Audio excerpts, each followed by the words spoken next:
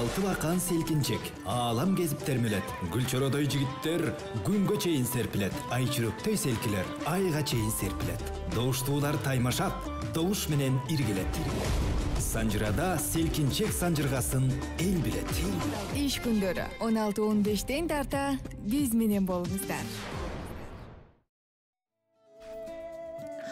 16:21 минутта Кутмандуу кечиңиздер менен ардактуу Санжыра радиосунун жалпы угармандары жана НТС телеканалынын көрөрмандары түз эфирде сиздер сүйгөн селкинчек долбоору дал ушул күнгү чыгарылышы. Тагыраагы жылнамада 3-февраль сиздер менен биргебиз. 57-77-98 сандары байланыштырсын. 0312 бул шаарыбыздын коду. Андан сыркары ушул эфирди бүгүн кечинде Санжыра радиосунун YouTube каналынан көрсөңүздөр болот. Аты жөн Малмагүл Турдалиева. Кудай буйруса 18:00 чейин бирге болобуз. Бүгүн дагы элдик таланттардын мыктылары биздин калдаган калыстар тоонун тандоосу менен селкинчек долбоорунун элдик таланттарынын тандоо турунун 3-чү айланпасына келип отурган бактылуу инсандар студиябызда конокто. Бактылуу деген себеби жалпысынан 100дөн ашык катышуучу катышты. Анын ичинен ушул 80дей жупту биз жарым тандоо туруна тандап алдык. Кудай буйруса 80 жуптун ичинен тандалып олтуруп эң көп упай топтогон жана эң мыкты делген 40 жуп алдыдагы жарым финалга аттан. 40-тын ичинен 20сы тандалат, 20дан 10, 10дун ичинен кайрадан тандоо болуп отуруп финалга 5 жуп тандайбыз. 5тин ичинен 1-чи, 2-чи, 3-чү орун үчүн супер финалга аттанабыз. Тагыраагы Санжыра радиосунун 2023-жылдын эсебинен эл ичиндеги элдик таланттардын жеңүүчүсү ким болот? Аны сиз аныктайсыз. Ал үчүн иш күндөрү биздин селкинчек долбоорун көрүп добушуңузду жатсаңыз болот. Андан сыркары ушул эле эфирди добуш бере албай калган угармандар болсо, Санжыра радиосунун Instagram баракчасына катталыңыз. Келген таланттардын сүрөтү жайгаштырылган. Мына ошол жака комментарий аркылуу билдирүүлөрдү жазып калтырсаңыздар болот. Санжыра радиосунда катталып жазылган гана адамдардын добуштары эсепке кирет. Эгерде жазылбай жөн гана добуш узатып койсоңуз, ал добуш эсепке кирбейт. Эрежелер мына ушундай. Андыктан биздин Instagram жана YouTube каналдарыбызга кош келиңиздер. Бүгүн кимдер, кандай таланттар келди, кандай бактылуу инсандар келди деп атсаңыздар, биздин студиябызда конокто таланттуу жигит менен таланттуу айым Калыстар тоонун арзуусуна, Калыстар тоонун алкоосуна татыган таланттар десем болот. Анткени эң жогорку упай топтогон жуптар келип атырат. Алар кимдер десеңиз, Зоотбек уулу Алымбек жана ошондой эле Бек Турган кызы Асира деген таланттуу кыз студиябызда конокто. Кол чабуулар болсун. Кош келипсиздер Асира жана Алымбек. Мен сиздерди көрүп турганыма кубанычтамын. Тандоо туруна өткөндүн өзү эле жеңиш, себеби айрымдары өтпөй калышты. Упайлардын аздыгына байланыштуу. Кандайсыздар? Кантип эмне ким себепкер болуп десем болчудай окшойт. Кастингге катышып калдыңыздар. Анан кыялыңыз беле, балким максаттар кандай? Жеңүүчү болуубу, же жөн эле катышуубу? Кайдан келдиңиз, каякта окуйсуз, өзүңүздөр жөнүндө тааныштырып кетиңиз. Сулуу кыздан баштайлы, кыздын кыргызчачылыгы дейт, келиңиз. Анда эмесе саламатсыздарбы? Жалпы биздин радио угармандар, баарыңыздарга кутман кеч. Алмагүл эже, саламатсызбы? Сизди Темурдатан эле угуп жүрөбүз. Азыр жаныңызда отурганыңызга сыймыктанып турабыз дегендей. Мен аты жөнүм Асира Бек Турган кызы. Мен өзүм Ош областынын Каракулжа районуна караштуу Алайкуу деген өрөөнүн кызы болом. Азыркы кезде ушул Кыргыз улуттук консерваториябызда 1-чи курста окуп жатам. Бул кастингге катышып калгандын себеби, буну мен ушул Санжыра радиосунун күйөрманымын. Ал жактан тынбай таланттарды угуп турам, көрүп турам дегендей. Анан ушундай кастинг жарыяланганын көрүп, чынында аябай катышкым келди. Бул баягы жеңиш эмес, өзүмдү ушунчалык сынап көргүм келди. Мен азыр кайсы деңгээлдемин, кайсы деңгээлге чыгам дегендей. Ушул өзүмдү сынап көрүү үчүн катыштым. Кудайга шүгүр, өтө буйруган экен. Ушул сиздердин эфириңиздерге келип отурабыз. Эми ушундай жармашкандан кийин аягына чейин, финалга чейин барабыз. Аракет кылалы. Келиңиз, Алымбек биздин студиябызга көп эле келип жүрөт, башка долбоорлордо конок катары келип ырдап, селкинчек долбооруна да келип кеткен. Эми бул жигит айрымдар үчүн тааныш болуш керек, Мындан ары дагы таанылып, мындан дагы селкинчек долбоорунун жеңүүчүсү Зоотбек уулу Алымбек деген жакшы эле болсо керек менимче. Кыялданып кеттиңиз, филармонияда ырдап атканыңызды. Келиңиз, жалпы эл менен амандашыңыз. Саламатсыздарбы, урматтуу радио угармандар, кыргыз элим, кутман күнүңүздөр менен. Алмагүл эже, сизге чоң рахмат. Бизде ушул Санжыра радиосуна чакырып атканыңызга, анан бул жака кастингке катышып калганыңыздын себебин сурап атасыз. Себеби себепкер болуп Жумагүл Замирбек кызы деген сиздердин бир жерге иштешкен, бир нанды бөлөч иштешкен бир сулуу кызыңыздар бар. Ошол кыз Алымбек байке ушундай кастинг болуп атат эле. Байкаган го. Көрөсүзбү сиз дегенден мейли деп анан келип катышып, Максат Кыштабаевдин, Айбек Саралаев деген агайларыбыздын тандоосунан өтүп, ушул жерге насип буйруган экен келип калдык. Ой, азамат. Өзүм болсо Талас районунун Манас айылынын кулуну, азыркы учурда Бишкек шаарынын тургуну. Золоттой Гүл Алымбек. Кайсыл жакта окуйсуз? Бибисара Бешналиев атындагы Кыргыз мамлекеттик искусство университетинин оркестр бөлүмүнүн 5-курсунун студенти. Эң сонун. Мына ушундай ардактуу угармандар Күч атасын тааныбайт, 1-курс менен 5-курсту сынашып атат. Себеби экөөнүн баллы, упайлары окшош болгондуктан эки талант тандалып алды. Келиңиздер, жыйынтык бүгүн кандай болот, аны убакыт көрсөтөт. Программабызды баштадык. Кимиңиздер биринчи күйгө саласыздар? Сиз баштап бериңиз, келиңиз. Кыздың ыкчачылуу дейт. Анда эмесе. Кыздарыбыз анык болгондон кийин. Кудайыбыз. Келиңиз, Асира, кандай чыгарма менен баштайсыз? Анда эмесе дегенде эле ушу көрөрмандарга, угармандарга жана жалпыңыздарга ден соолук каалап, ден соолук деген чыгарма эл арасында ырдалып жүрөт, ошол чыгарманы аткарган. Ай, баракелде.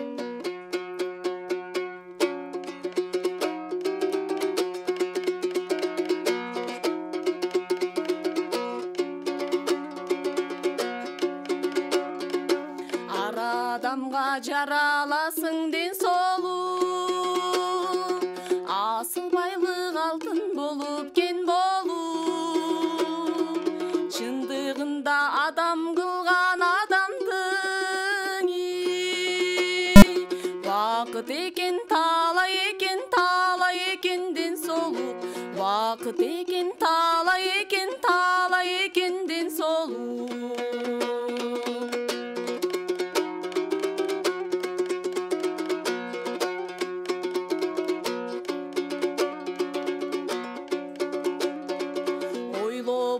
Сыздап кетет кабыргам,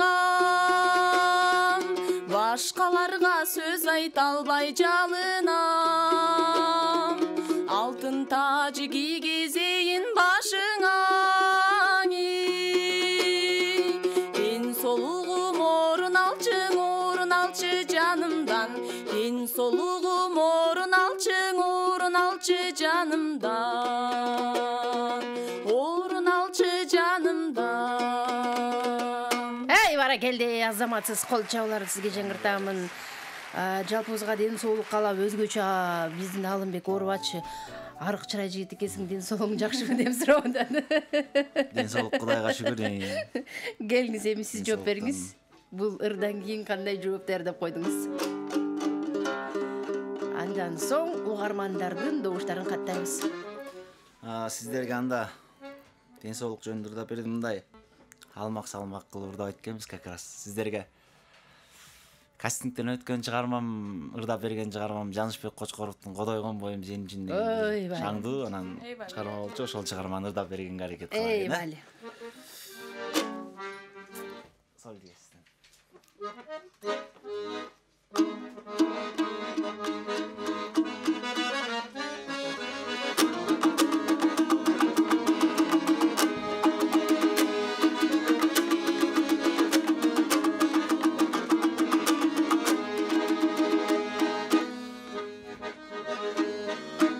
Termelip basıp жүрөсүң, теңсинбейип мага күлөсүң. Теңирим ай берген боюма, тең болчуңа жаным сен өзүң. Теңирим ай берген боюма, тең болчуңа жаным сен өзүң.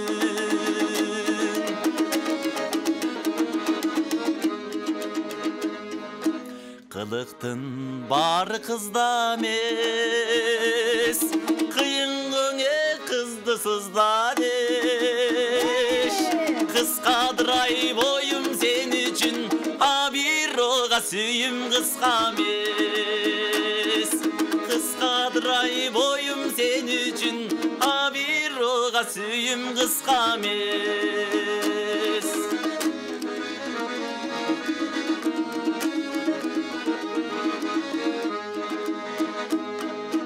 кетпейсің сенсің ойымда, жаш кездің ей қандай сонында.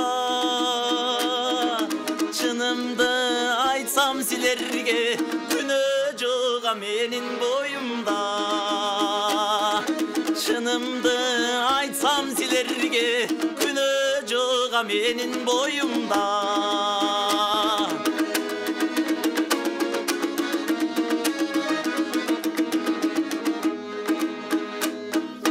Тағдырға болбой көңіл қош, сөз айтсам ей селги құлақ тос. Шиммирмай қашың серіппестен, шын сүйсең аймаға бетің тос. Шиммирмай қашың серіппестен, шын сүйсең аймаға бетің тос. Шын сүйсең аймаға бетің тос. Бара келди, Азамат, сиз кол чабалар сизге кодойгон боюм сен үчүн дейт. Карасам андай деле кодой бойло турат, билбейм. Тийишип атабы жигиттин гүлү. Негизи ушундай таластын жигиттери өзгөчө, шок келишет эмеспи? Башталганда эле биздин Айсира Сулууга мына ушундай жакшы ырын арнап өттү. Добуштарды каттайлы, байланышта мейман бар 57-77-98 сандар берген. Саламатсызбы? Жакшыбыз, өзүңүз кандайсыз? Кутмандуу кечиңиз менен Казбек мырза, мен сизди угуп атам. Мен добушум Алымбек мырзага добуш. Рахмат, бар болуңуз. Чоң рахмат, ыраазычылык билдирем. Каттап койдум добушуңузду. Санжар радиосунун туруктуу угарманы Казбек мырзанын добушун кийинки мейман бар. Саламатсызбы? Ой, Алмабек, кандайсыңар? Жакшыбыз, кош келдиңиз. Динара эжекеме? Ооба. Кандайсыз Динара эжеке? Кутман кечиңиз менен. Рахмат. Силерди укпай сагынып жүрбөдүкпү? Биз да сизди сагындык, келиңиз. Тиги мен угуп, мен алды угуп жүрбөдүкпү? Ошентип сап кетип белеңиз деп эле. Келиңиз. Эметпейбиз, алмаштырбайбыз. Айлабыз кеткенден ошояктуу угуп атпадыкпы? Жакшы, келиңиз Динара эжеке. Келдик, бүгүнкү ырдап аткан жаштар таланттуу балдар экен. Рахмат. Анан менин добушум балама. Рахмат, бар болуңуз эжеке.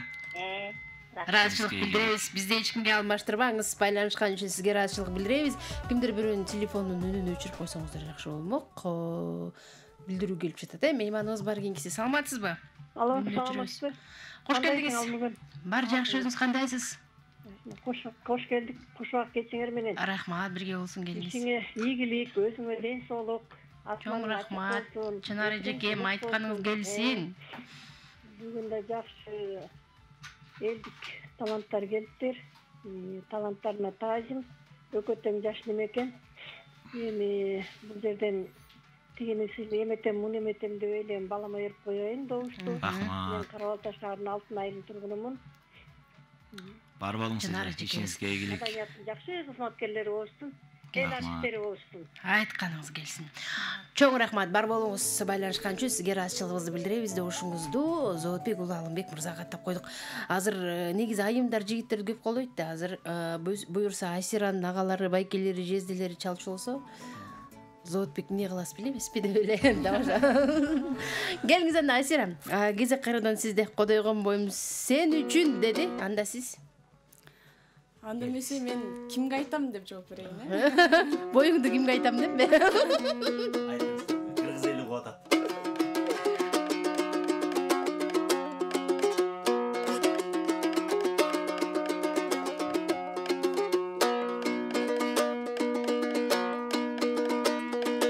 Сүйгөнүм сизди ойлоном, минут санап толгоном, качаны боз ой келет деп таттуу уйкумдан ойгоном. Ой, таттуу уйкумдан ойгоном.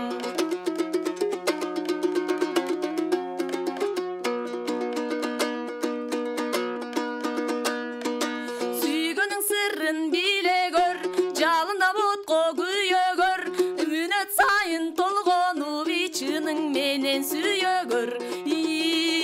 Ой, чының менен сүйө көр.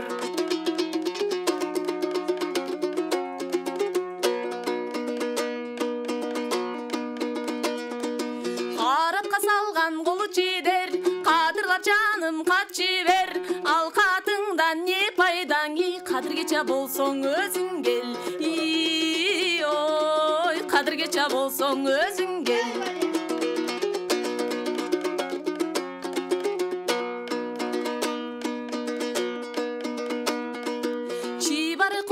Көрпөчөм, чыдабайм сизди көрбөсөм, чын баркыңа жетерминни, чын ажала жетип өлбөсөм. Ой, чын ажала жетип өлбөсөм. Ой, чын ажала жетип өлбөсөм. Эй, бара келди, азаматсыз кол чабуулар сизге. Сонун чыгармага кимге айтам дейт, биздин Бектурган кызы Асиранын аткаруусундагы бул музыкалык чыгарма элдик таланттарын тандоо турунун 3-чү айланбасы уланып жаткан учур. Бизде болсо байланышка чыккан мейманыбыз бар. Саламатсызбы? Саламатсызбы? Алло. Келиңиз, кутма кечиңиз менен. Жетеби турат. Жакшы болот, келиңиз. Атым Эрмек болот. Жакшы тандалып турдуклар. Мен деле бар сүйлөп кеткен бар кастингде. Ачалар алдым да. Онлайн жүрүп жатат. Эгерде видеоңузду жөнөтсөңүз биздин Telegram каналга, биз сиздин видеоңузду көрүп, анан катыштырганга аракет жасайбыз. Алыстан келбей алгандарга. Жетеюдан барганда шаардан. Анан катышканга аракет бердим. Мен ошо кылай болот турбай кайра. Ооба. Видеоңузду жиберип коюңуз, Анан доосунду жигитке барып коюнчу. Рахмат. Добуш беребиз. Рахмат. Чоң рахмат. Бар болуңуз. Былтыр мындан да жакшырдачымын да. Быйыл көрүп калбадыңызбы деп. Ардактуу угармандар, эгерде алыстан болуп келбей калгандар болсо, бизге онлайн Telegram каналыбызга видеоңузду тартып ырдаган жөнөтүңүз, биз калыстар тобуна сиздердин видеоңуздарды көрсөтүп, анан жыйынтык чыгарып, тандоо турга катыштырганга аракет жасайбыз. Мейман бар. Саламатсызбы? Алло, Алмагүл алтыным, кандай? Кош келиңиз, кандайсыз? Кенде жекемде улуу келиңиз. Кандайсың? Акпермет сага салам айтып атат. Чоң рахмат. Ден соолукта болсун деп. Саламатсызбы? Балама, кызыма кандайсыңар алтындарым? Кудайга шүгүр. Ден соолукта болуңа, үй бүлөңөр менен аман болуңа, жакшы ырды айтып келсиңер, үнүң бийиккен алтындар. Бактылуу үй бүлөдөн болуңа. Ден соолукта болуңа, эн атаңар менен, бир туугандар менен бактылуу балдардан, бактылуу кыздардан болуңа. Мен добушумду балама öğretилем. Рахмат, жеке, бар болуңуз. Чоң рахмат, Кенжеже. Байланышкан үчүн ыраазычылык билдирем. Каттап койдук добушуңузду. Кийинки мейман бар. Саламатсызбы? Алло, саламатсызбы? Жакшыбыз, кош келдиңиз. Кош көрдүк. Муну жаш бала менен жаш кылган экен, аябай таланттуу экен. Муну мен добушумду кызга бергим келип атат. Кызга келечекте бир кыздын сулуу чыган кыздарынан болуп атат. Муну немени чыгармасы эми ат баштап аттанып аткан экен. Буйруса көп үмүт кылабыз. Кызыма добушум. Бар болуңуз, чоң рахмат. Каттап койдук добушуңузду Бектурган кызы Асирага. Эгерде добуш берип байланышка чыга албай жаткан болсоңуз, анда Instagram баракчабызга катталыңыз дагы бүгүнкү эки таланттын сүрөтүнүн астына аты жөнүн айтып добушуңузду узатсаңыздар болот. Ал үчүн биздин Санжара радиосунун Instagram каналына катталуу болушуңуз керек. Катталбай жөн гана комментарий жазсаңыз, ал добуш эсепке кирбейт. Биз Кудай буйрса жарым финалга тандап атканда угармандардын добушу жана ошондой эле Instagramдагы добуштарды кошуп, анан жыйынтык чыгарабыз.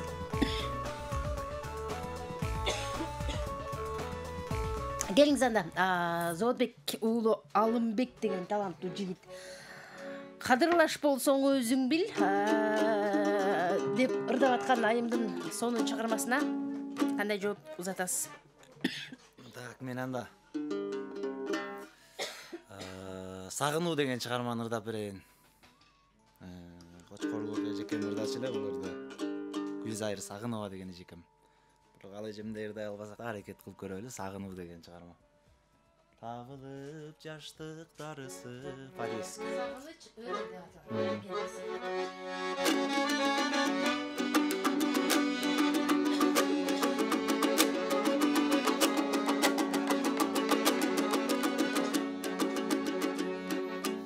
Күнүгө ойгоп сагынып, күдөмүн сени зарыгып, караның көзгө көрүндөй. Калдыңбы мага тарынып, калдыңбы мага тарынып, тараның көзгө көрүнбөй калдыңбы мага тарынып калдыңбы мага тарынып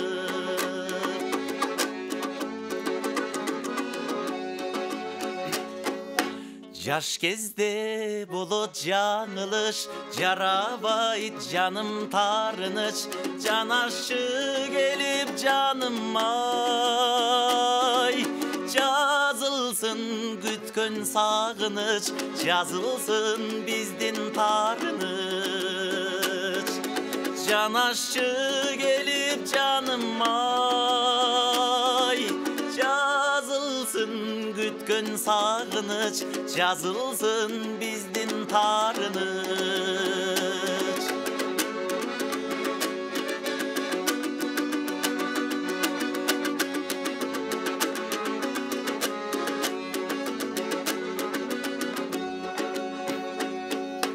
эрмекке карап сүрөттү эскерип нечен күн өттү эркелеп айткан сөзүңө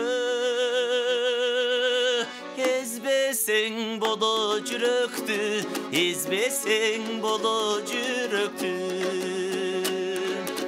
эркелеп айткан сөзүңө эзбесең боло жүрөктү эзбесең боло жүрөктү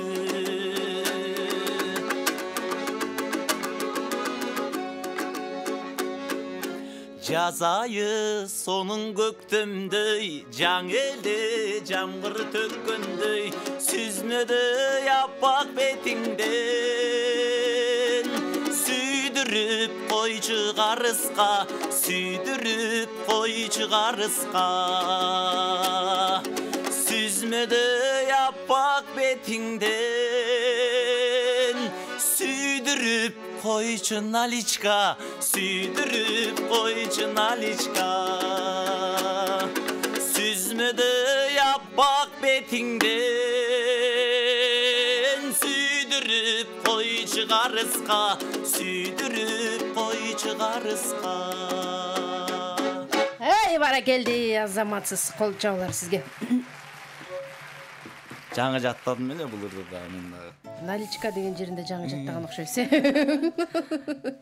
жакшы экен сүйдүрүп койчу сүзмөдөй аппак жүзүңдөн карыска дейт азыр угармандарды каттап коелу андан соң улантабыз 57-77-98 бизде болсо кийинки мейман бар саламатсызбы алло саламатсызбы кош келдиңиз кутман кечиңиз менен Догдурбек байкем кутман кеч сизге өзгөчтөрдүн дагы кутман кечкери менен рахмат баарыңарга ден соолук чыгармачылык ийгиликтерди каалайм окууларын ийгиликтүү бүтүп бийиктиктерге жетишсин шындан көбүрөөк айтса Аллах сага да ден соолук түнү көпүр чоң рахмат үйгүлөнгөн аман болобой мен Бишкектен көрүп атам мен добушумду карындашым менен берип коеюн Асира Сулайсе бар болуңуз байке бар болуңуз чоң рахмат байланышкан үчүн ыраазычылык билдиребиз келип туруңуз 57-77-98 кийинки мейманыбыз бар кабыл алайын саламатсызбы Ава Амангуля Жакылдан саламатсыңбы кош келдиңиз кутман кечиңиз менен Мен атым Халиша Бишкектен чалып атам эй атысым жакшы жүрөп атса атасы угулбай калдыңыз Жакылда эле турасың дейм мени добушум сулуу кыздарыбыз чоң рахмат бар болуңуз Асира деген сулуу кызыбызга сиздин добушуңузду каттап койдук кийинки мейманыбыз бар кабыл алсак саламатсызбы саламатсызбы кош келдиңиз түнөгө салам бериңиздерге мен жанагы чоң кызга добушумду берип коеюн мен атым Көпчү Бишкек шаарынан бар болуңуз рахмат рахмат сизге да ийгилик каалайбыз бек турган кызы Асирага сиздин упайыңызды каттап койдук 16 saat 46 мүнөттө программабызды улантабыз эми ырдоо кезеги Асира сулуу сизде келиңиз жигиттин гүлү жаңы эле сүйдүрүп койчу карыска дейт карызга сүйдүрөсүзбү, эмне кыласыз? Анда эмесе мен Асанкалы Керимбаев агайыбыздын Мендеги ыйык махабат деген чыгармасы бар. Ошону арнайын.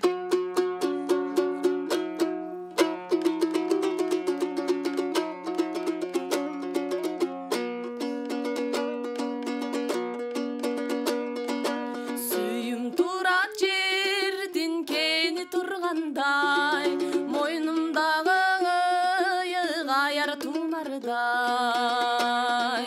Көкүрөккө сыймык толуп караймын, көп кыйналып жакшы бир үй кургандай. Эй, көп кыйналып жакшы бир үй кургандай.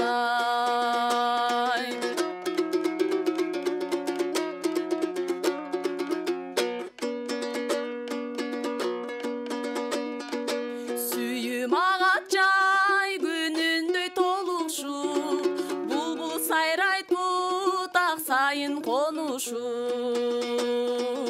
Көзүмдөн курч көкүрөктөн ал кетер, унутпасмын кандай күндө жолуктук.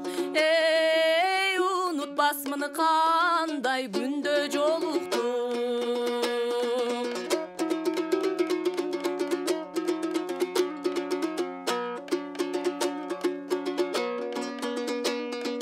Бул дүйнөдөң ачкан менин үнүмдү, жарык кылып көдөндөгү түнүмдү.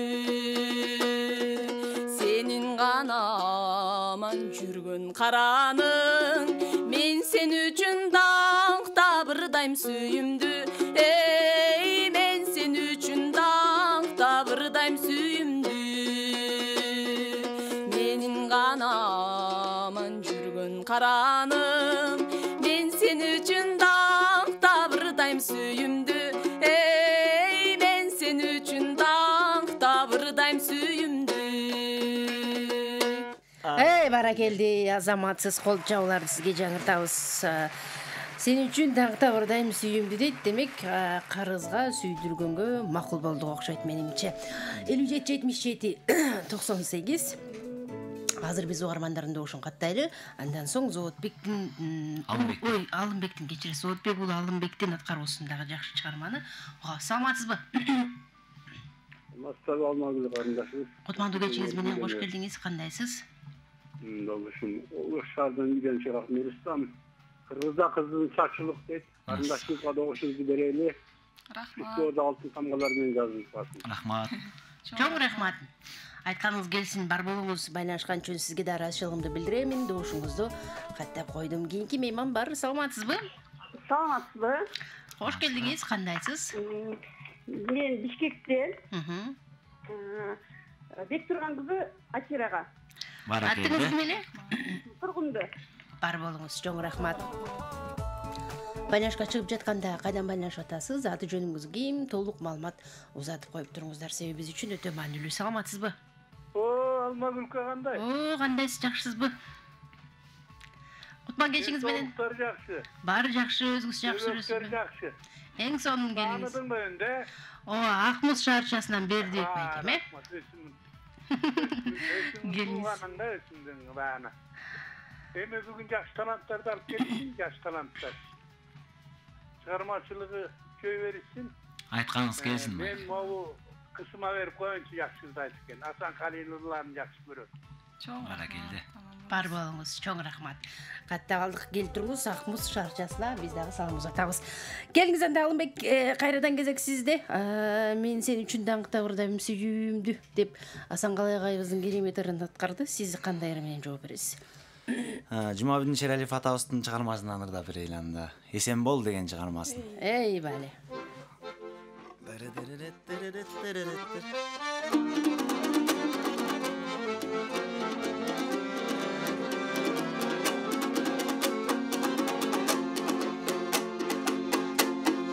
Акыры бир күн түшөр деп ак чибектен жайдым тор, жаштыктын сырын билер деп жалынып сизге сундум кол, жалындаган жүрөктүн. Я менен тоссоң өзүң билай, өзүң билай, өзүң билай, өзүң бил. жарокер сулуу эсен бол. Жактырса бир күн түшөр деп жашылдан жибек жайдым тор. Жаштыктын сырын билер деп жалынып сизге сундум кол. Жалындаган жүрөктү жа менен тоссоң өзүң билай, өзүң билай, өзүң билай, өзүң бил. Жарокер сулуу эсен бол.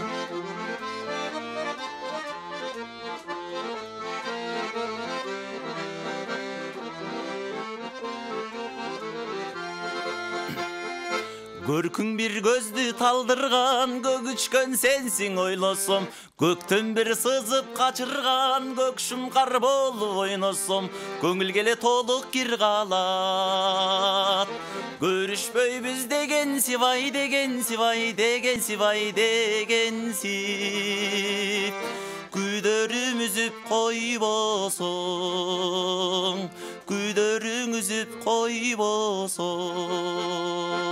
Эй, бали, кол чабуулар сизге.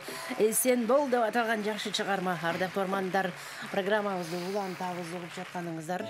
Селкинчек долбоору жана бизди НТС телеканалы аркылуу көрсөңүз болот, жана Санжар радиосу аркылуу жалпы Кыргызстандан угаңыз. Ошондой эле интернеттен онлайн угам десеңиз, НТС Чекит KG сайтына баш бакканды дагы унутпаңыздар.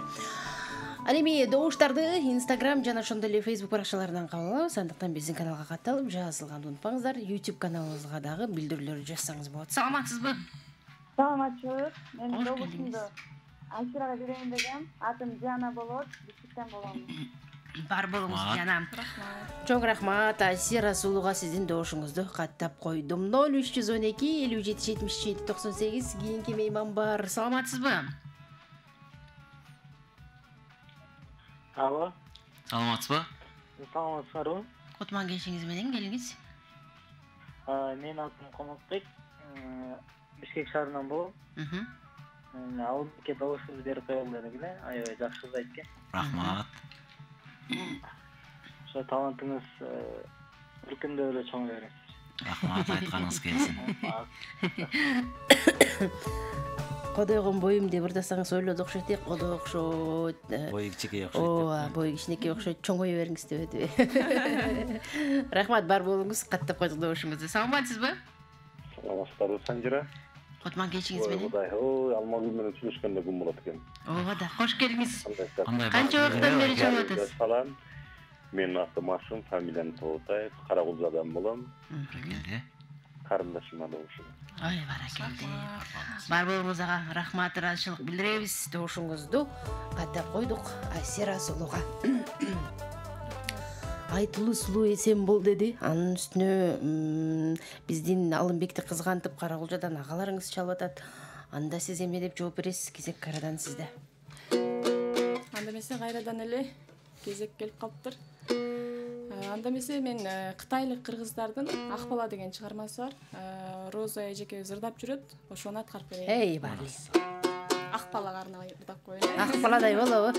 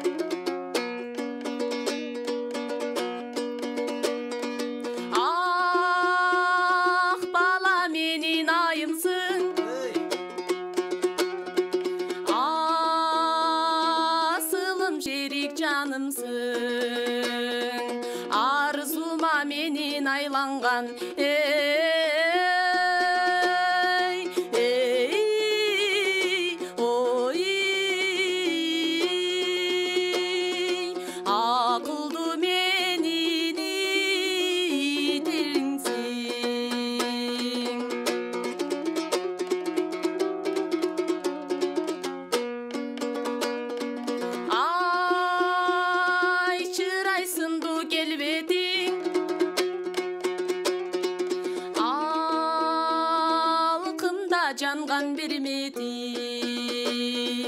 айтырбай ички сыр тапкан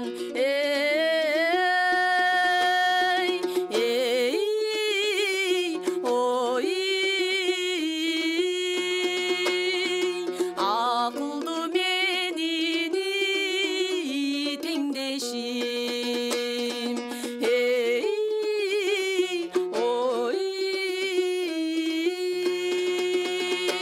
акылдуу менин теңдешим.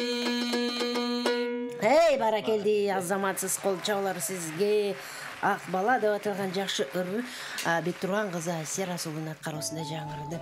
Элдик таланттардын тандоо турунун 3-чү айлампасы уланып жаткан учуру 30-31 февраль күнү биз кечиресиздер, январь күнү биз эл арасындагы элдик таланттарга атайын чоң кастинг өткөрдүк элек. 100дөн ашык адамдар, таланттуулардын баары катышты. Анын ичинен 80 жуп Кудай буйрса биздин тандоо турубузга катышат.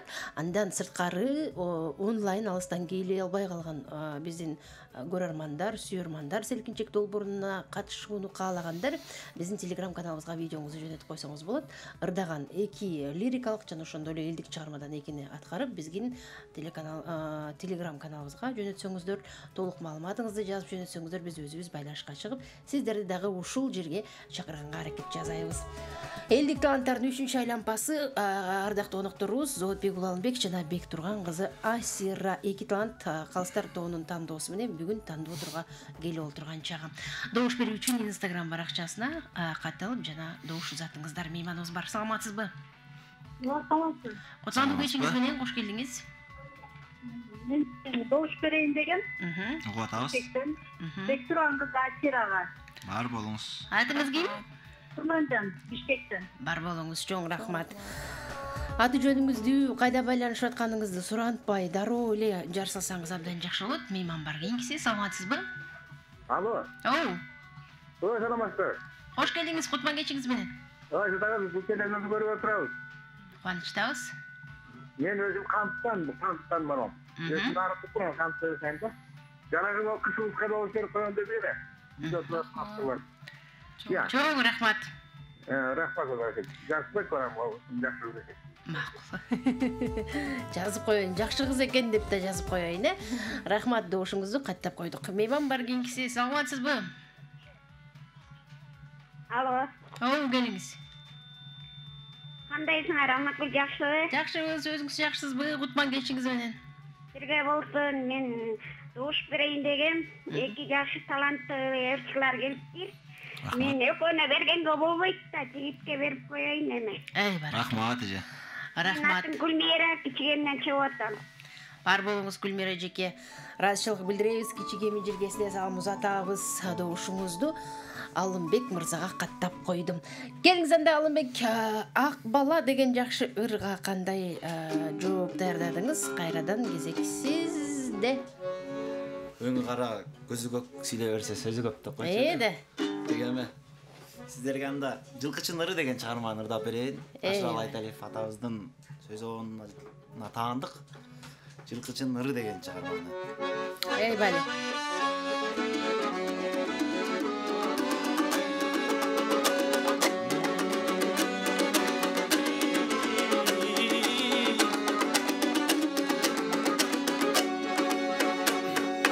Asıl bir tokumda mingeni salkın tör jaylo жүргөнүm эриктим жылкы кайтарба кайдасың келчи сүйгөнүм эриктим жылкы кайтарба кайдасың келчи сүйгөнүм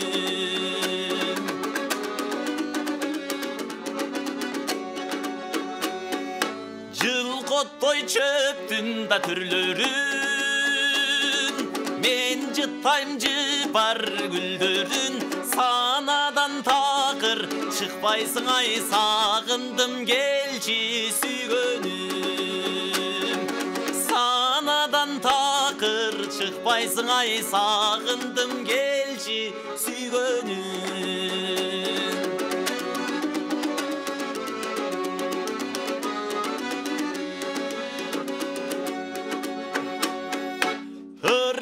болса желге жалбырақ, ырғышта бүркіт арғымақ, қамықпа келім деген сыбай, ай қарайт көктін да жалдырап. Қамықпа келім деген сыбай, ай қарайт көктін жалдырап.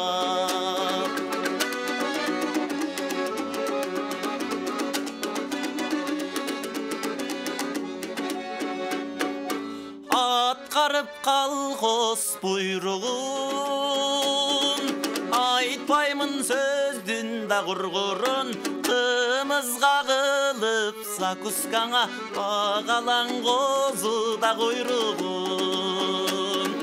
Қымызға қылсақ закускаңа, бағалаң қозы құйрығын.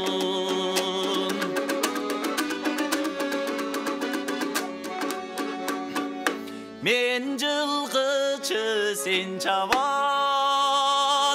қиқырып қолын үн салам, өлкөбіз үшін іштейлің ай, өркінді өссін нұр заман. Өлкөбіз үшін дәң іштейлің ай, өркінді өссін нұр заман. Өркінді өссін ай, Қырғызстан. Эй, баракелде, азаматсыз кол чабалар сизге. Алымбек мырза аябай берилүү менен көптөгөн угармандардын табитин ачтыңыз окшойт. Куйрук менен дагы бирдемени айтып, Негизи ушундай куплет бар экен да, кийин угуп калдык мынчанан. Багы тойлорго барып калабыз го. Тойлорго барып калганда союздун кишилери отурат да, көбүнчө эле 60 жаштагы, 70 жаштагы куда тозуулардан. Ушул куплетин ырдап койсоң айтат, "Ай, силер союзду көргөн жоксуңар, мына биз көргөнбүз союзду" деп. Ошондон бир 5000 тиле берет да ошо киши. Ошо көрүп аткан көрөрмандардын баардыгын ойго салбадыңызбы ушул куплетин аткарып? Угарманыбыз бар, добуш берүүгө келген, кабыл алалы. Саламатсызбы?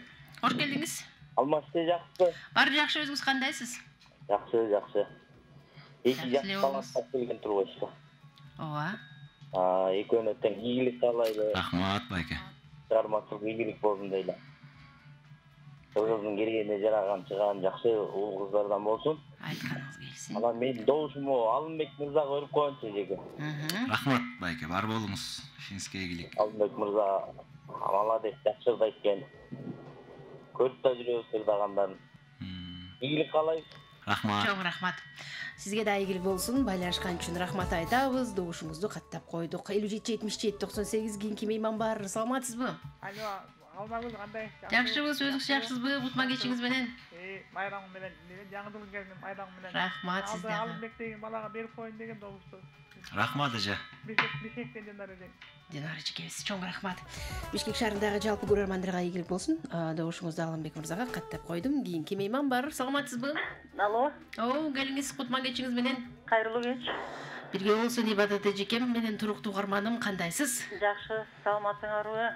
Баары жакшы, келиңиз. Ушул бүгүн тандалып келген татнакай жаш уул кыздар, көгүлдөр экранга гана ушу чыгып келген бир чоң ийгиликтер.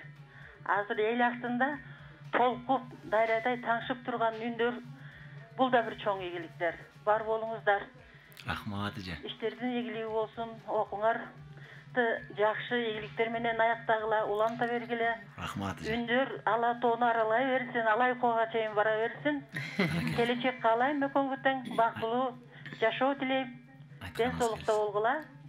Алгалай бергиле. Жеңишке жете бергиле. Алмагүл. Айтканыңыз келсин, чоң рахмат. Экранын кыргыз элине жаркырап гана жана берсин, өзүңө ден соолук, жөтөлбөгүнүң. Рахмат. Добушумду мен жашнакай апапак көйнөк кийген аяк кызга берейин. Бишкек шаары Ибадат эже. Бар болуңуз Ибадат эжеге чоң рахмат айтабыз. Добушуңузду Айсер Расулууга каттап койдум. Алай конун кыздары кыйын болот, тың болот, жакшы болот, аябай достукка бекем болот. Муну айтып аткан себебим, мен студент кезде менин эң жакын курбу кызым ушу Алай кулук болчу да. Совет деген айылдан анан ал турмушка чыгып кетип ошо менен байланыш болгон, бирок мен ошол жака барган кыялым азыр. Сизде иштеп барат окшойм. Алымбек экөөсү Буйрукса. Мага сөзсүз айтып коюңуз сиз. Кийинки айлампаларда эрчи болуп барабыз да, жеңүүчү болуп калса майлап деген кыялданып атам да. Тамаша. Келиңиз анда Асира, мен жылкычы сен жабан деп ырдап атпайбы жигиттин гүлү. Ошо Алайкулдун тоолорунда ырдап атабыз. Кандай жооп бересиз кезек сизде? Алайга ат менен бардык, тоон ашып, Таластан элестетип. Таластан тоо ашу ашып Земеден жолуп калды жана Токтогул чычкан жайлоо. Ошо жерге келгенде сиз эмне кылат элеңиз? Чычканда өскөн кызыл гүлдөр бар дейт, анда кызыл гүлдөн арнап коюм.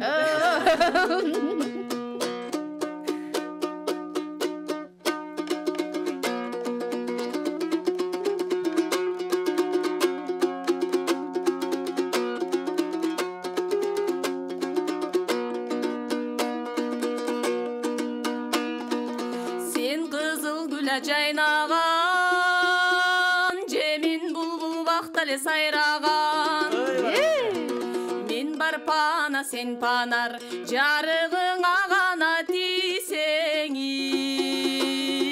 Жайланам, жайланам, жайланам.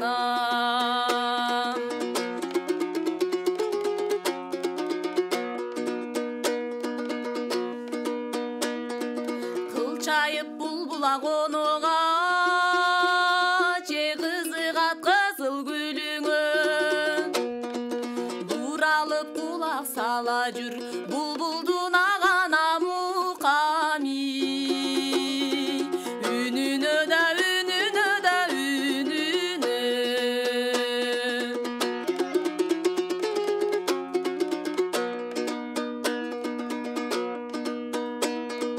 Күлүп өткүлүңө бар чакта, же күйүттү бойгыле таркатпа.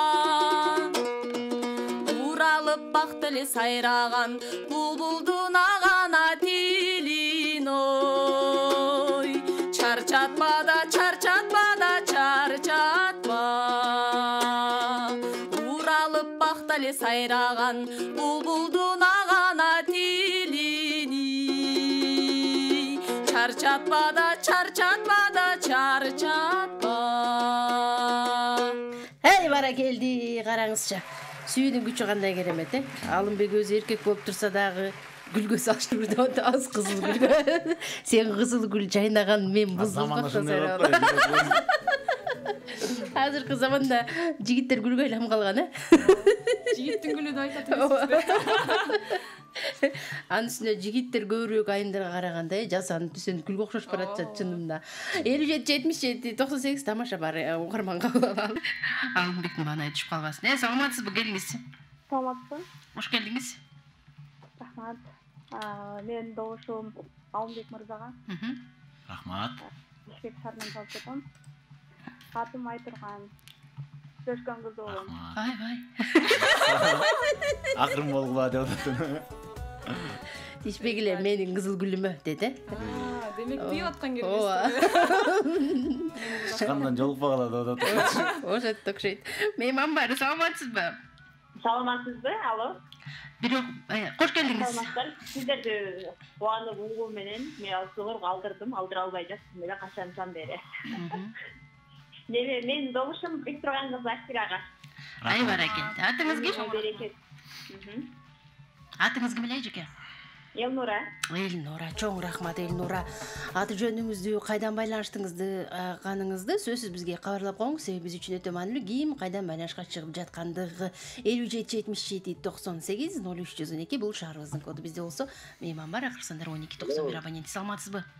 Саламатсызбы, армагыңыз кандай? Жакшыбыз, өзүңүз кандайсыз? Жакшы. Эфир көлтүнчө аябай жакшы болуп атат. Эфирден жакшы таланттар келиптир. Добушум Асирага, Асира деп турган. Ийгилик Асира. Рахмат. Рахмат, ыраазычылык билдиребиз каттап койгузуңузду. Азыр мына эфирде отуруп алып канчалаган адамдарды суктандырып, канчалык адамдардын жүрөгүн оорутуп, айрымдарын кызгантып атабыз, Бул оюн болгону 2 сааттык. Ошондуктан чычкандан жолуга беребиз. Азыр кааласак Алайкууга барабыз, андан ары жетелешип тоого чыгабыз. Айтор ушундай. Программанын жүрүшү ушундай. Аны келин бала жакшы эле кабыл алат го, Коркпой эле коңуз. Аны коркуп ойлонуп атып, анан жакшырдабай калып, анан жарым финалга өтпөй калабыз. Ошон үчүн айтам, келин бала менен күйөө балдар чалбаш керек мындай эфирде. Сүрдөтөсүңөр. Келиңиз анда, Алымбек, кезек сизде кайрадан. Сен кызыл гүл жайнаган, мен болсо булбул бакта сайрагам дейт. Чычканга келгенбиз же? Кандай кылалы анда? Талас деген кандай жер, талас деген балдай жер. Түрө кыдыр дүйнөнү таба албайсың, андай жер деп коет. Анан таласка алып барасызбы? Таласка баралы. Ону Сабатай Исаков деген менин чоң атам бар. Ошол чоң атама таандык. Сөз болсо Койчуман Тыналиев деген кишиге таандык. Экөө тең биздин айылдан. Анан ошол кишилер Кең талас деген чыгарма жазып кетишкен да. Сабатар агайым тирүү. Ооба. Өмүр берсин Кудайым ошол кишиге. Ошол Сабатар агайымдын Кең талас деген чыгармасын аракет кылып берейин,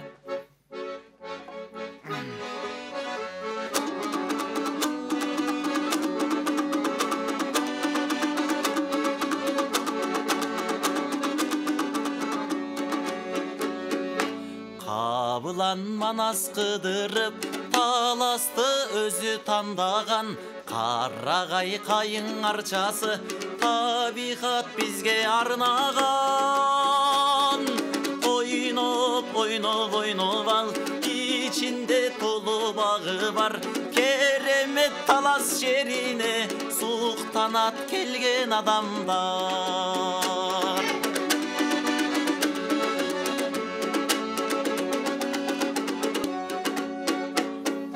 Беш таш кен кол арасы, козлугун чиргин карачы, ордосу бийик манастын тутуп жүрөт таласын. Жеңи жок Атай Шекирбек, алым кул Чыңгыз эстебес, мейли кан комуз черткенде астына адам салчу эмес.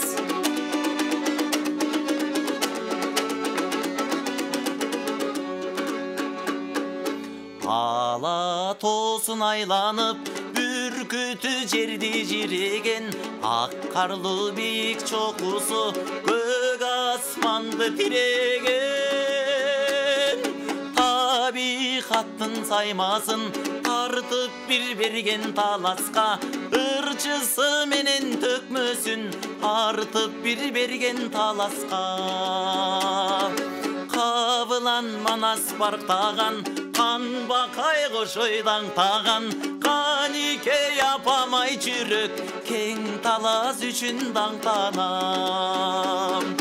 Ойноп ал, ичинде толу багы бар, керемет талас жерине суктанат келген адамдар. Керемет талас жерине суктанат келген адамдар.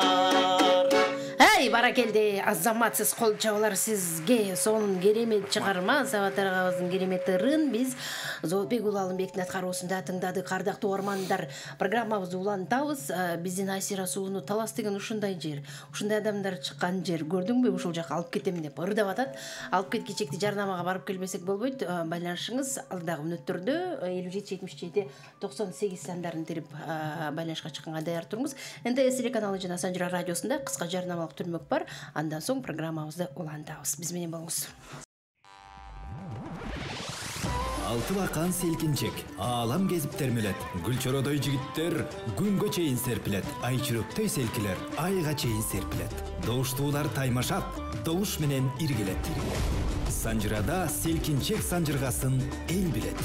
Иш күндөрү 16-15 тарта биз менен болуңуздар. 17:21 угуп жана көрүп жатканыңыз Санжар радиосунун селкинчек долбоору. Ардактуу угармандар, программабызды улантабыз. Жаңы гана катарга кошулган угармандар болсо, Санжар радиосунда селкинчек долбоорунун элдик таланттарынын тандоо турунун 3-чү айланпасы уланып жатат. Студиябызда кадырлуу коноктор Зоотбек Уланбек жана Бектурган кызы Асира Калыстар тобунун тандоосу менен бүгүнкү тандоо турга келген чактары. Чарчаган жоксуздарбы Алымбек, Асира? Маанайыңар жакшыбы? Жакшы. Сиздер ойлогондой эле өтүп жатабы? Угармандар, көрөрмандар жакшы колдоп атабы? Жагып атабы? Толкундоолор жокпу? Толкундоо башында болуп аткан эжеке, бирок азыр кичине эметип калды, мына базаңдап калды. Базаңдап калды. Сиздечи? Мен негизи үйдөн чыкканда эле толкунданып баштагам. Келип анан 1-2 чыгарма аткаргандан кийин бул студияга көнүп, азыр жакшы. Ушундай турбайбы деп. Видеогудай. Анын үстүнө Зоотбектин сүйлөшкөн кыз чалгандан бери кызды чалгандан ой, кечириңиз. Атам илгери эле алган ата. Кечирип сурайм.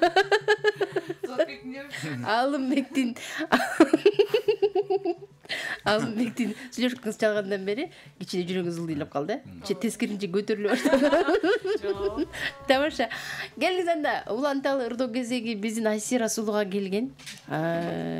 Алымбекти карап туруп бир жакшылап жооп берип коюңузчу.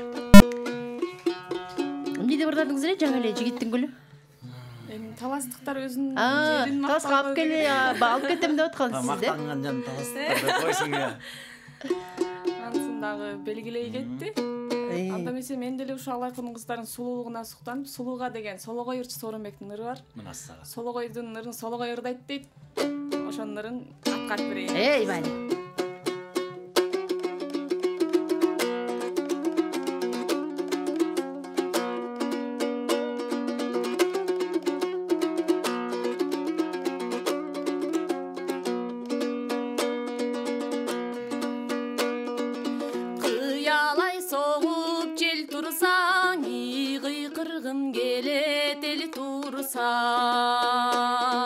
Кыялы жакшы кара көзү кыйыла карап тим турса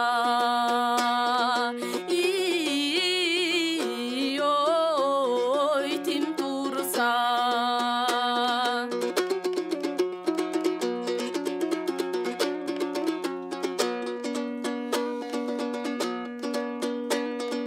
тишиң бир бермет тизилген тиктесем ичиме силген чыдабай туйлайт жүрөгүм чын сүйүү деген сезимден ой сезимден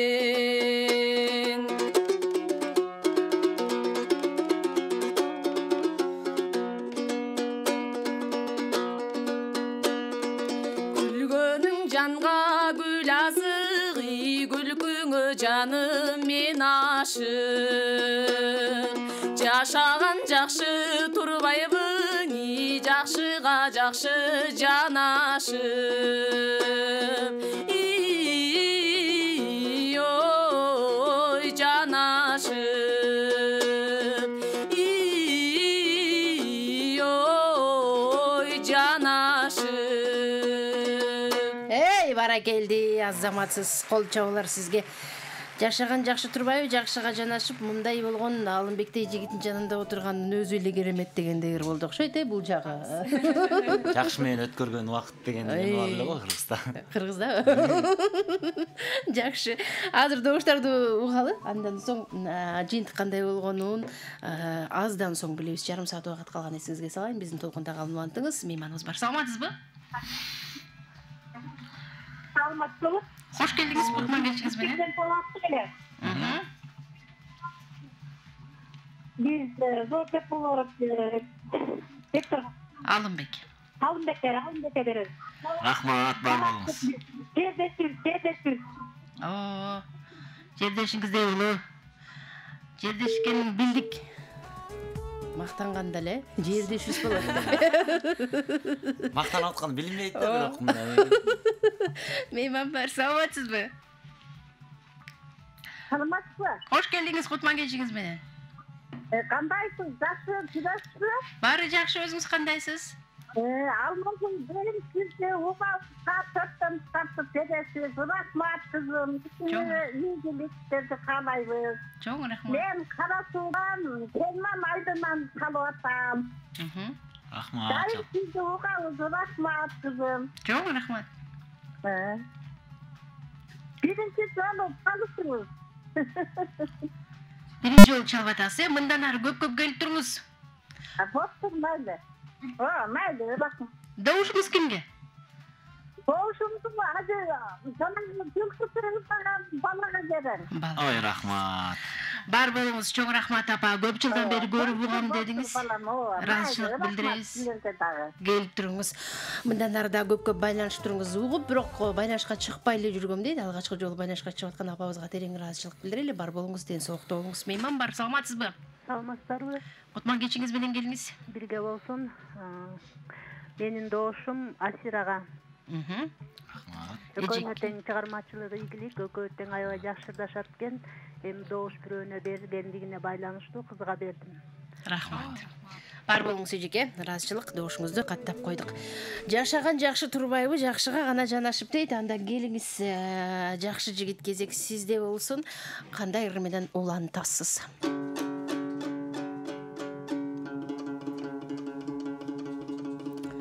Соотбек уулу Алымбек. Ырды айт азыр. Так, анда сиздерге жакшыга жанашып жашаган сонун деп атат. Анда сиздерге таластан чыккан жеңи жок атабыздын Көксулуу деген чыган. Баракелди. Так.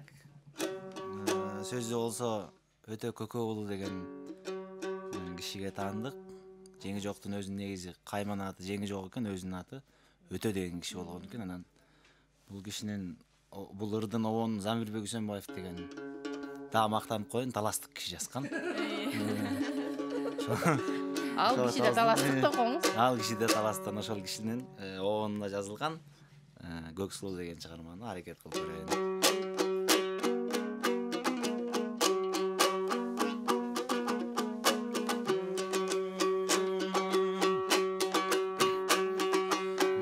Aşıkmın sizdey perige,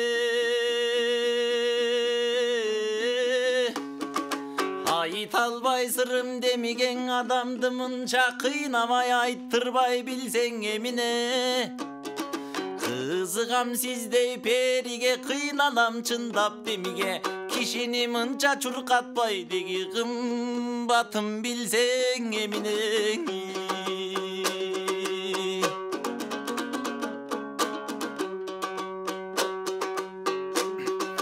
Gülgönde gülkün gümüşün,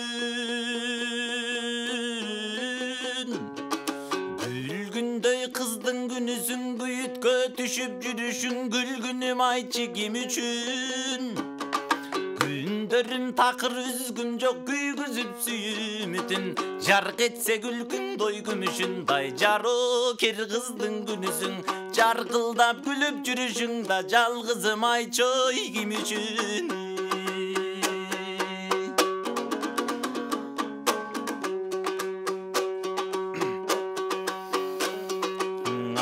Jarың жанды суусаткан,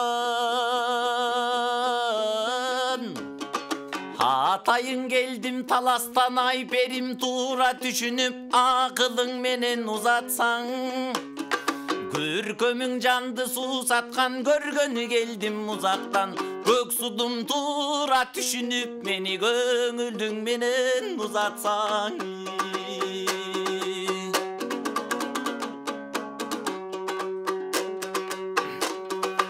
Halkımdan çıksa Göksudu, kalem kaşkara çaçtığının kaltarı sensin Göksudu. Karacağa kınga kançalık aytsan hep sudu, elimden çıksa doy Göksudu. Endiksiz sudu kızlardınan herkesi sensin Göksudu. Ençile bergen doy tabiat, sakılı doy töp sudu. Hep de aytkan akınga sen, eki gündön aytsan hep sudu.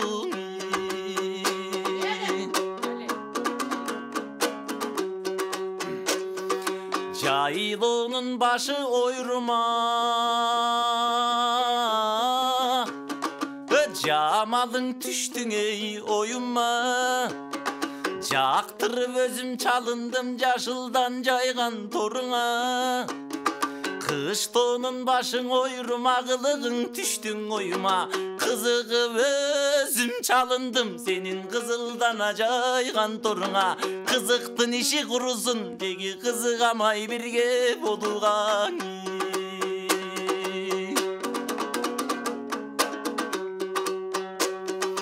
Көңүлдүн назик ышкотун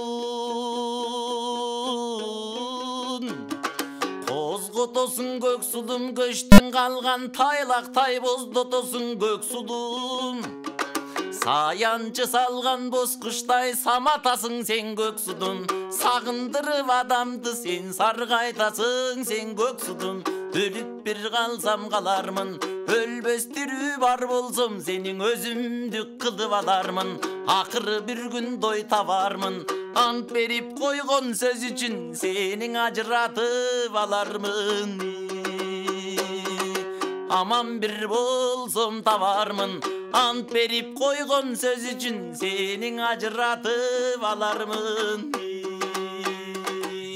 Эй, баракелди, азаматсыз кол чабуулар сизге. Керемет көк суу деп аталган мыкты чыгарма биздин таланттуу Асира сулуубузга арналган ыр белек болду окшойт.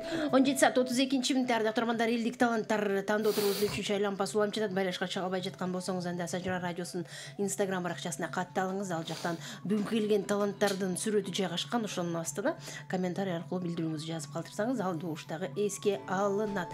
Эгерде сиз биздин каналыбызга катталуу болгон болсоңуз гана добуш бере аласыз. Катталбай жөн эле добуш жазып койсоңуз, ал добуш эсепке кирбейт. Андыктан Сажыра радиосунун Instagram баракчасына катталганды унутпаңыз. Саламатсызбы? Саламатсыңарбы? Кутмандуу кечиңиз менен келиңиз. Кечиңер менен азыр эле чыгып Асирага бердим эле. Кайрадан чыгып калганыма аябай кубанып жатам. Бүгүн башталгандан бери чыга албайт окшойм деп кайра чалып аткан. Мен азыр эми экинчи добушумду Алымбекке берем. Рахмат эже. Ийгилик. Чоң рахмат. Башка угармандарга да мүмкүнчүлүк берели. Бир угарман бир эле жолу добуш бергенге мүмкүнчүлүгү бар. Экинчи жолу добуш берсеңиз, ал добуш эсепке кирбейт негизинен. Бирок сиз экинчи добушту дагы ошол биринчи берген добушуңуздун үстүнө кайра дагы берсеңиз, ал добуш кирбейт. Ошол себептен азыр Алымбектикин каттай туралы мындан ары эреже бузбайбыз. Мейман бар, саламатсызбы? Биринчисин Асирага берип турсуз, экинчисин Алымбекке каттап атабыз. Саламатсызбы? Саламат. Кош келдиңиз. Атым Элан. Жакшы. Атам. Добуш эреже берем. Молодец. Добушубузду Асирежеге беребиз. Чоң рахмат. Үйдө 16 жаштан жогору угармандар бар болсо байланышка чыкса жакшы. Себеби биздин шарт ушундай, 16 жаштан жогору музыканы угуп баалай билген адамдар добуш беребиз. Себеби алдыда финалдык турлар бар, жарым финал бар, супер финал бар. Ошонун баарындыгына калыстык менен биз жеңүүчүлөрдү тандашыбыз керек. Саламатсызбы? Алло, саламатсызбы? Отман кечиңиз менен. Имангүл эже, саламатсыздарбы? Жакшыбыз, келиңиз. Сиздерге ийгилик. Рахмат. Таланттарга таазим, өнөрүңүздөр өркүндөп өсө берсин. Рахмат. Мен Сокулук районунан чалып аттым эле. Добушум Асира Бектурган кызына. Рахмат. Чоң рахмат. Бар болуңуз, каттап койдум. Ыраазычылык билдиребиз. Келиңиз анда Асира сулуу, көк сулуу деген керемет ырга, биздин Алымбек мырзанын аткаруусундагы жакшы ырга кандай чыгарма жооп болсун. Анда эмесе мен деле алайкулук болуп мактанып коеюн. Бирок билим калбасын деп айкадабыз. Бизде дагы Жеңишбек Шамшиев деген агайыбыздын жакшы болгондору бар. Ошонун арасынан угузчу бир сөздү аткарып берейин. Алайкулдан чыккан Жеңишбек Шамшиев агайыбыздын керемет ыры,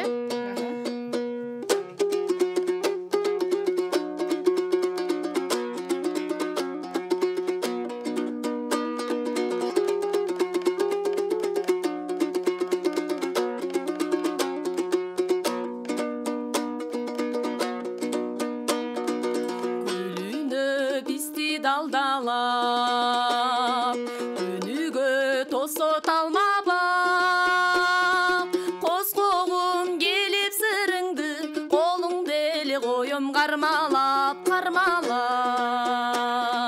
коскогум келип сырыңды колуңда эле коем кармалап кармалап кармалап.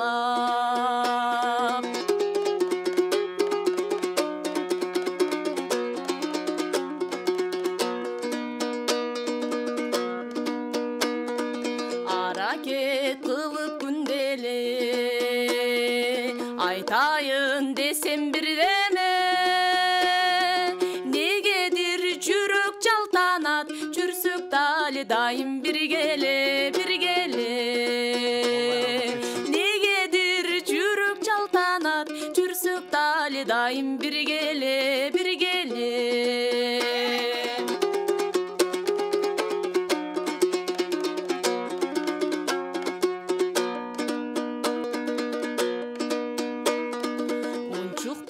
Суяң немени ушинтип сынай береби, усын жеп алын татырып, угуз желе бир сөз дегеми дегеми. Усын жеп алын татырып, угуз желе бир сөз дегеми дегеми. Эй, баракелди, кол чабалар сизге угузчу бир сөз. Уусун жеп алын таттырып, угусуп койчу бир сөз Алымбек мырза дейт. Азыр добуштарды каттайлы, андан соң улантабыз. Ардактуу угармандар, 57-77-98 сандары сиз менен бизди байланыштырат. Байланышка чыга албай жатсаңыз, Instagram баракчасы аркылуу добуш берсеңиз болот. Кийинки мейман бар бизде. Саламатсызбы? Кош келдиңиз. Кош келдик. Эки талантка ийгилик каалайбыз. Рахмат. Асирага добуш берем. Атыңыз ким эле? Айдана. Айдана. Сөзсүз кайдан байланышып атасыз? Атыңыз ким? Кабарлап коюңуз, биз үчүн өтө маанилүү ким кайдан байланышка чыгып жатканы. Саламатсызбы? Саламатсызбы? Кутмандуу кечиңиз менен? Биздин добушубуз жана Кызга, рахмат, бар болуңуз. Ыраазычылык добушуңузду Айсера Сулууга каттап койдум. Таганы жүрүңүз. Кийинки мейман бар. Саламатсызбы? Алло, Алмазбек. Кандайсыз? Жакшы. Кутман кечиңер менен. Рахмат. Салып атам, атаңар менен. Мен эки жаш талантка тең ийгилик каалайм. Добушумду кызыма берип. Чоң рахмат, бирдиңиз түгөнүп калды окшойт. Ошентсе дагы добуш берип жетишип калдыңыз. Каттап койдум сиздин добушуңузду Бектурган кызы Айсирага. Ар бир лампада 3төн кандай угарман кабыл алынат? Бир угарман бир эле жол, бир тарапка добуш бериш керек. Эрежелерди бузбайбыз. Келиңиз анда, Алымбек мырза, кезек кайрадан сизде. Кандай? Кайсынырдаса? Чыгарманы даярдадыңыз.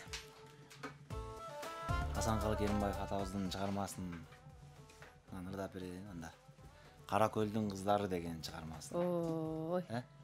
Жигит болбосоң кое кал, шок болуш керек, Кара көлгө барыш керек, Баткенге барыш керек. Таласка барып келдик эми. Пляжын ашабыз. 5 таш ашуусунан ашып барып анан Кара көлгө барып келели. Эй, вали келиңиз.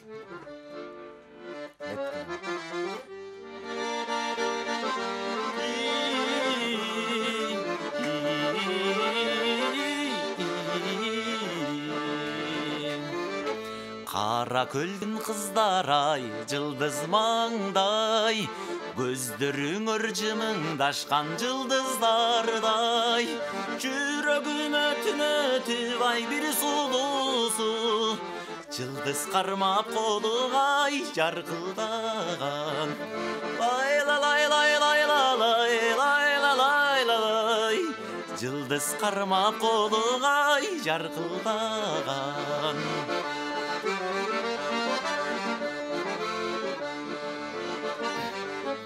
Сырдап жаткан үйлөрдү алтын менен, сыйдан азик колдоруңай алтын беле, сыймыктанат элиңдай куручу кыз, сенин атың эмгегиң даңкың менен. Лай-ла-лай-лай-лай-лай-лай-лай-лай, сенин атың эмгегиң даңкың менен.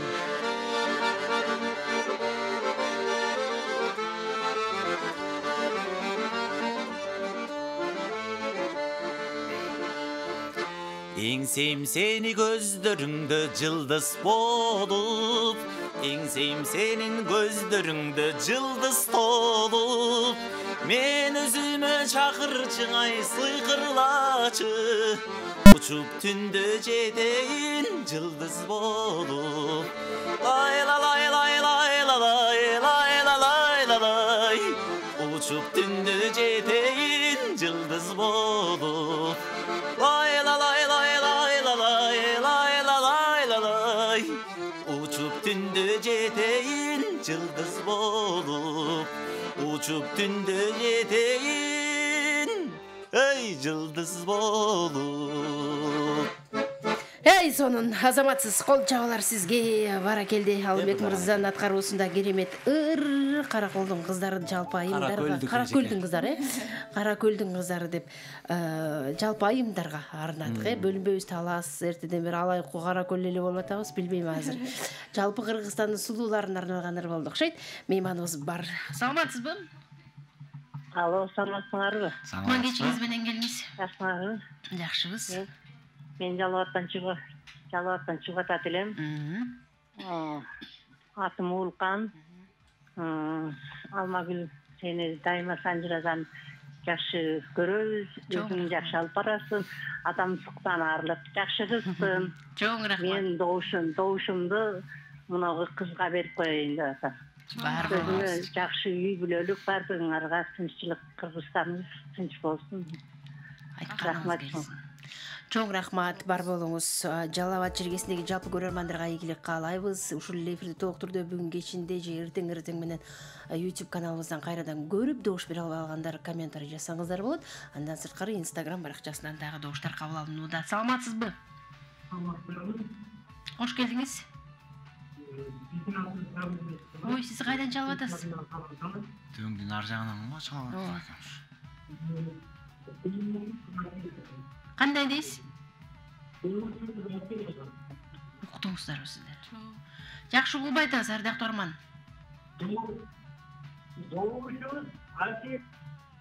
Асирага дейт. Асира сулууга, Рахмат. Замир болом. Ушундай эле сүйлөбөйт белеңиз, эртеден бери кишинин баарын кыйналтпай. Рахмат, каттап коюк добушуңузду. Кийинки мейман бар. Саламатсызбы? Саламатчылык. Кутман кечиңиз менен. Рахмат, өзүң ордунда кутман кечиңер менен. Рахмат, бирге болсун. Мен алдагы балага берем Алымбекке добушумду. Рахмат жа. Силердин баарыңардын ишиңерге ийгилик каалайм. Рахмат. Чоң рахмат. Келип туруңуз, рахмат, ыраазычылык билдирип добушуңузду каттап койдум. Келиңиз анда жигиттин сонун чыгармасына кайрадан Айсира жообуз атат. Анан жыйынтыктоочу ырды Алымбек ырды айтып окшойт. Менимче аз гана убакыт калды. Алымбектин канасылыгы айсыз. Анда эмесе жогорку эле авторду улай Асангалы Керимбаев агабыздын Гүлдөр гүлгө арзу ачылат деген чыгармасы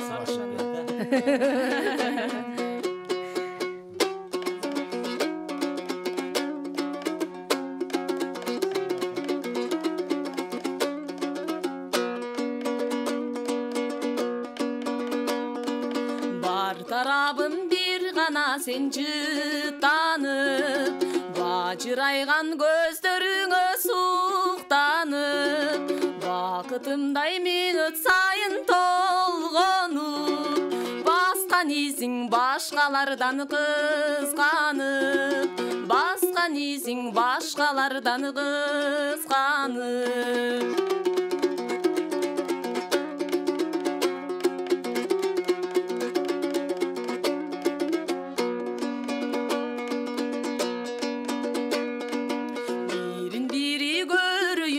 Батырак гүлдөр гүлгөң арзуң айтып ачылат, кайсыл күнү сыларымды билбеймин, желден башка сылабаган чачыңдан, желден башка сылабаган чачыңдан.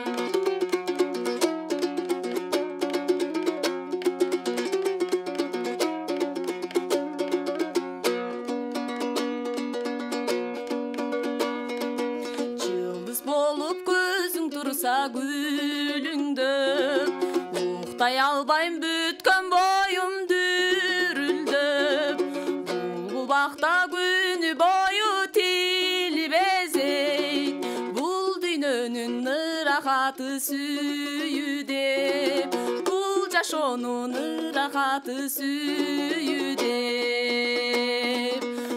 бул бакта күнү бою тилибесек бул жашоонун ырахаты сүйүдө бул жашоонун ырахаты сүйүдө. Эй, баракелди, азаматсыз. Ол жаулар сизге сүйүдөй болобу. Бектурган кызы Асиранын аткаргусунда дал ушундай жакшы чыгарма Гүлдөр гүлгө арзуу айтып ачылат деп аталды. Программабызды улантабыз. Соңку угармандарды каттаң аракет жасайлы. Байланышка чыкканга мүмкүнчүлүгүңүз бар. 57-77-98 сандар кызмат кылып жатат. Саламатсызбы?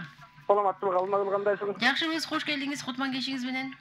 Мен Асылбек Сандыра, Анема Кантан. Асылбек байке кайда жүрүз? Көрүнбөй кеттиңиз. Чалсам эле ала албай калып атпаймынбы? Бүтүп калып атат. Телефонду телдеп шыктуу эмес белеңиз, дароо эле чыкчысыз байланышка. Мактаган неме болуп болот. Айбайке. Мактаган кыз болуп кетти бул жага. Рахмат, бар болуңуз, келип туруңуз. Биз сизди ар дайым эстейбиз, күтөбүз. Байланышка чыкпай калсаңыз таарынабыз, ошондуктан келип туруңуз Асылбек байке. Саламатсызбы? Саламатчылык алмагыл. Жакшыбыз. Мандуу кызым. Рахмат, бирге болсун. Бали. Жаңы баштадыңар, жылдын башында ийгилик, жолуңар байсалдуу болсун. Чоң рахмат. Жаркылдап жана ушу жагымдуу, кичипейил, жаркылдаган мүнөзүңөн жазба кызым. Чоң рахмат. Биз көрүп сүйүнүп атабыз, серкинчегиң жакшы гүлөнүп атат. Мына жаш таланттарга ийгилик. Айтканыңыз келсин, рахмат. Боло берсин Кыргыздын алатоосундай. Добушумду кызыма берейин. Алмагүл, бул Зейнеп эжең. Бар бол кызым. Бар болуңуз Зейнеп эжеке. Чоң рахмат, ыраазычылык билдирем. Келип туруңуз. Рахмат айтайын. Соңку угарманыбыз байланышта. Бул күндө сенин добушка келген. Саламатсызбы? Саламатчылык Алмагүл, кандай? Ден соолуктарыңыз жакшыбы? Аскар али агам кандайсыз? Жакшысызбы? Нак өзү. Ырчылары бир набат ишириндери келипти. Ооба. Ондору дайымчы элге угула берсин. Экөөнө тең чыгармачылык ийгилик каалайм. Рахмат. Тынччылык болсун, барлык болсун. Келечекте мына ошо ардактуу медалга турган ырчылардан болсун. Айтканыңыз келсин. Баардыгыңарга ден соолук каалайм. Рахмат. Чоң рахмат. Кыргыздын пейили бар экен да байкеде. Добушуңуз. Ай. Рахмат айталы сизге, бар болуңуз. Ардактуу армандар, билинбей бизге бөлүнгөн убакыттагы аз гана мүнөт калды. Ошол себептен жыйынтыктоочу Ырды Алымбектин аткаруусунда тыңдап коелу. Андан соң жыйынтык чыгарабыз, ким кандай жыйынтыкка ээ болгонун. Келиңиз Алымбек. Кандай ыр менен жыйынтыктайсыз? Сыймык байкенин ырын ырдап берели анда. Эки куплеттен ашпаңыз, Сыймык байкебиздин Көлдүк кыз деген чыгармасы. Майли. Ысы көлүм ырысымдын мүрөгү, ысы көлүм түндө жылдыз түнөгү, ырыс берген, ыйман берген, ыр берген, ысы көлүм кыргызымдын жүрөгү де жайында жылда эс алганы барабыз. Көлдүк бир туугандар аман болсун дейли. Сиздерге Сыймык Бешекеевдин Көлдүк кыз деген чыгармасын аракет кылып беребиз.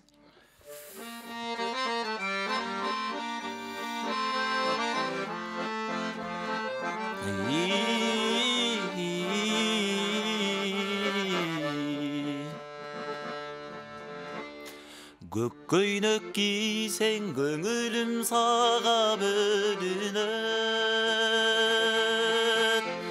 Көркөмүң мага күн нуру болуп төгүлөт.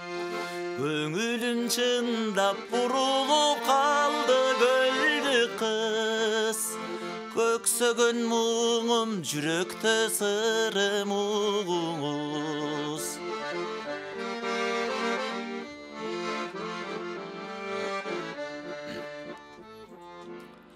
Ак көйнөк кийсең акылым сага бөлүнөт. Ажарың мага ай нуру болуп көрүнөт. Ашыкмын сизге көлдүк кыз. Атайын сизге арналган ырымыңыз.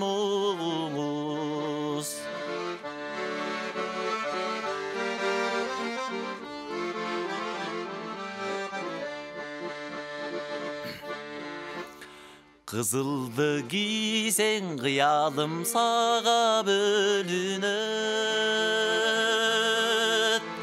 Кылы мага кызгалдак болуп көрүнөт. Кымбатым менин көлдүк кызырым угуңуз, кылымдар бою бүтпөсө экен ырыбыз. Кымбатым менин көлдүк кызырым угуңуз, кылымдар бою бүтпөсө экен ырыбыз.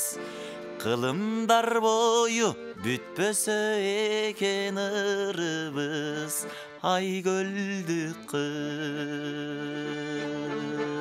Эй, баракелди, азаматсыз кол чабалар сизге керемет сонун чыгарма. Биздин Зоотбек уулу Алымбектин аткаруусунда жаңырган ырдесте болду. 17 саат 52 мүнөт ардактармандар, бизге берилген убакыт сааттагы соңку мүнөттөрүнө келип жетти. Бул күндүн эсебинен бүгүнкү келген элдик таланттардын тандоо турунун 3-чү айлампасында чогуу болгон жалпы угарман көрөрмандарга жамаатыбыздын атынан ыраазычылыгыбызды билдиребиз. Ар дайым биз менен бирге болуп, таланттарды баалап, демине дем шыгына шык берип, жакшы тилеңизди, баатаңызды айтып тургандын өзү эле кыргыз элинин ушундай бир кең пейил экенин кабар берип турат эмеспи. Андыктан күн сайын иш күндөрү 16-15-тен тарта Селкинчек долбоору 2023 жылдын эсебинен элдик таланттарды колдоого баарыңыздарды чакырат. Бүгүнкү келген таланттар Зоотбек уулу Алымбек жана Бектурган кызы Азира сиздердин колдооңуздар менен кандай жыйынтыкка ээ болду деп күтүп жаткан болсоңуздар, анда мен жыйынтыкты айтайын дагы. Андан соң келген таланттарга микрофон узатамын. Зоотбек уулу Алымбек угармандардын добушу, каалоосу жана тандоосу, ошондой эле колдоосу менен бүгүн өзүнүн чөнтөгүнө 14 упайга ээ болду. Кол чабалар. Азаматсыз жигиттин гүлү бул добуштагы чек эмес. Мындан сырткары Instagram баракчасындагы добуштары жана YouTube каналындагы добуштарды кошуп анан жыйынтык чыгарабыз. Андыктан ал баракчаларга катталып, добуштарды ошол жактан бүгүн бербай калгандар узатсаңыздар болот. Ал эми Бектурган кызы Асира угармандардын колдоосу менен бүгүн өзүнүн чөнтөгүнө 23 упай топ программабыздын жеңүүчүсү аталды. Кол чабалар болсун. Бул күндүн жеңүүчүсү Асира. Азырынча бирок баары 180 градуска өзгөрүп кетиши мүмкүн. Анткени Instagram жана YouTube баракчасындагы добуштардын баарын кошуп эсептеп, анан жарым финалга тандап алабыз. Бир гана упайлардын негизинде. Андыктан ийгилик болсун сиздерге. Алымбек мырза, кайгырбаңыз. Бул биринчи жыйынтык, калган жыйынтыктар Instagram жана YouTube каналдарынан дагы кошумча добуштар калынат. Мен билем угармандар абдан көп чала албай калдык, жетишпей калдык, албай койду деп наразы болушат. Ошондуктан мен жанагы биз айткан баракчалардан кат узатууну баарыңыздар чакырып өтөйүн. Рахмат сиздерге келип бергениңиздер үчүн. Ийгилик болсун. Тандоо турунан өттүңүздөр. Эми жарым финалга даярдык кызуу болсун. Кыска эркин микрофон сиздерге. Баарыңыздарга колдоп келген, отуруп добушун берип, бизге убактысын бөлүп угуп жаткан ар бир угармандардын баарына ыраазычылыгыбызды билдиребиз. Бизден кандайдыр бир кемчилик кеткен болсо кечирим сурайбыз. Биз дагы ушу сиздердин астыңыздарга чыгып, такшалып, биз дагы өсөлү деген ниетте чыгып отурабыз. Баарыңыздар ден соолукта, аманчылыкта жүздөшкөнчө аман болуңуздар. Баарыңыздарга ыраазычылык. Алмагүл эжесине дагы чоң рахмат. Ар дайым ушинтип жайдары мүнөз болуп эфирге чыгарып жүрөбүз. Канчалаган таланттарды Кудай буйруп келген экенбиз. Баарыңыздарга рахмат. Ден соолукта болуңуздар. Чоң рахмат. Аман болуңуздар. Айтканыңыз келсин, чоң рахмат. Келиңиз Алымбек. Сиздерге рахмат. Санжыра радиосуна тунук эфир каалайбыз. Кыргыз элим аман болсун, бар болсун. Чыры болбосун, ыр болсун. Тойлор болуп турсун. Сиздерге конок болуп келип турганыбызга аябай сыймыктанып турабыз. Кыргыз элибизде тынччылык болсо, сиздерге далай келебиз го деген үмүттөбүз. Анан бүгүн 14 упай менен бул кыздан жеңилип калдым. Жеңилби дегеним негизи жеңилип болуп турган жакшы болот. Анан интернет айдыңында интернет колдонгон эжекелер, байкелер менин жакын тааныштарым болсо, ошол жактан Алмагүл эжем айткан Дареке добуш берип коюңуздарды өтүнөбүз. Бар болуңуздар, аман болуңуздар. Ооба. Баары өзгөрүп кетиши мүмкүн, мен айтып атпаймынбы? Ал жактагы добуштардын баардыгы эске алынатындыктан бул жөн гана оюн, баары жакшы болот, кайгырбаңыздар. Ардактуу угармандар, көргөнүңүз НТС болсо, укканыңыз Санжара радиосун биз бул күндүн эсебинен селкинчек долбоорун жыйынтыктайбыз. Кудай буюрса, дүйшөмбү күнү кайрадан элдик таланттар менен амандашкан чакты жакшы туруңуздар. Алты бакан селкинчек, аалам кезип термелет. Гүлчородой жигиттер күнгө чейин серпилет. Айчүрөктөй селкилер айга чейин серпилет. Добуштуулар таймашат, добуш менен иргилет. Санжырада селкинчек санжыргасын эл билет. Иш күндөрү 16-15 тарта биз менен болуңуздар.